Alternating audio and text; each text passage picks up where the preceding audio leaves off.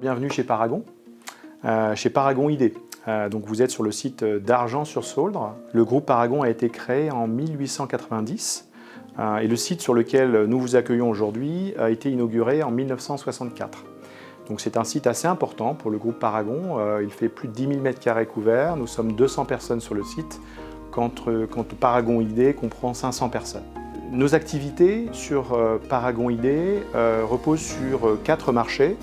Le marché du transport public, un deuxième marché dans l'univers industriel de la traçabilité industrielle et 2 autres marchés, le marché de l'identité sécurisée où là nous concevons des composants électroniques qui vont être ensuite insérés dans des couvertures de passeports électroniques, par exemple le passeport biométrique que nous connaissons, et le 4e secteur d'activité qui touche à la carte bancaire et aux cartes qu'on appelle les cartes loyalty, les cartes de fidélité.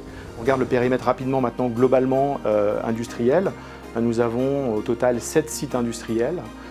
Nous en avons un en France, ici présent, nous en avons un en Roumanie, 2 en Angleterre, 2 aux États-Unis et un autre en Allemagne.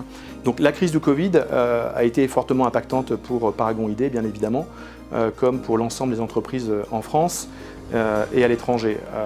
Nous avons connu une baisse très significative des fréquentations dans les transports aériens, qui ont du coup impacté notre marché de l'identité sécurisée, beaucoup moins de passeports vendus. Nous avons, grâce au soutien de France Relance, investi dans une nouvelle machine pour compléter notre parc, une nouvelle machine qui permet de connecter des puces électroniques sur des antennes afin de fabriquer ces fameux composants électroniques. Donc c'est une machine de dernière génération qui offre des capacités de production bien supérieures aux machines que nous avions jusqu'à présent et qui en plus offre l'avantage de ne générer dans la phase du process de fabrication absolument aucun déchet, ce qui n'est pas le cas des machines précédentes.